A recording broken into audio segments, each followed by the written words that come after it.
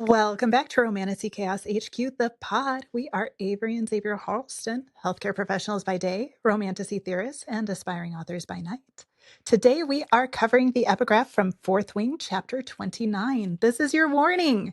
There will be spoilers for the entire Empyrean series. If you have not read all 3 books, it may be time to turn back. We're not rated E for everyone. Xavier has a degree in cussing, and he's not afraid to use it. We do discuss any and all adult topics covered in these books. We like a challenge, so we tackle each epigraph without prepping, placing it into context for the whole series, not just the chapter or book it's tied to.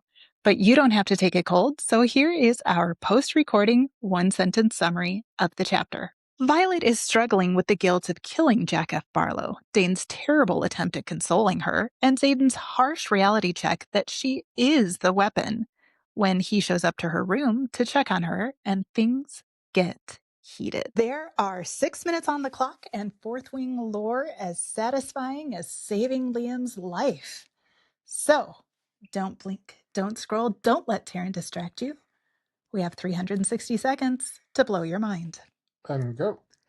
The death of a cadet is an inevitable yet acceptable tragedy. This process thins the herd, leaving only the strongest riders. And as long as the cause of death does not break the codex, any rider involved in extinguishing another's life should not be punished. Major Offendra's Guide to the Rider's Quadrant, unauthorized edition. Thunder just keeps getting worse and worse and worse. And I do not understand how getting rid of a range of weapons is ever a good idea. Like, this is just militarily insane. We're like, well, if you kill them, it's fine. We never needed that signet anyway.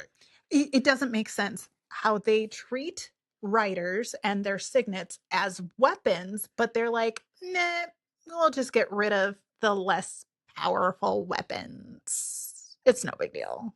Like that doesn't, aside from the fact that there are humans behind this and that losing a human has impact on people, it has impact on the squad, it has impact on the unit, it has impact on the citizens of Navarre. It also has an impact on dragons, on the dragon that they're bonded to. In at least 3 cases, it has cost a dragon's life. Or you get someone like, Taryn, who doesn't want to bond again for a long time after he loses his rider. Or someone like Sigil, who bonded Xaden's grandfather, and I don't think had another writer after that until Xaden. Like, it obviously impacted her. Well, and the only way it makes sense is if it's Venom execution coded.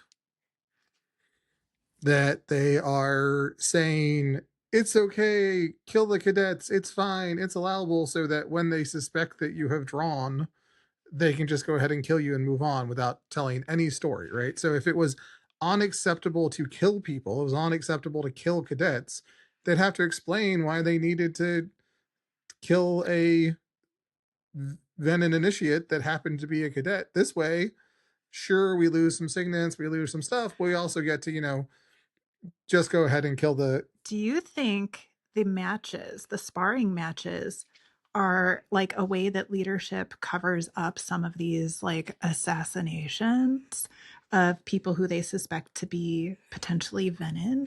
Like they would make an assignment such as Violet versus Jack, or like the most powerful versus someone who's maybe far less powerful on the mat, but they do suspect and really like hype that person up, like, hey, anything goes. Well, and it explains why they'd allow a psycho bully like Jack to exist in the quadrant, because all they have to do is pair that person up with the initiate, and they're going to kill him on the mat, and everyone's going, well, that's unfortunate. That's the way it goes. That just happens. Oh, it's an unfortunate but acceptable right, but it allows them to just cover up the assassination of an initiate without telling anybody.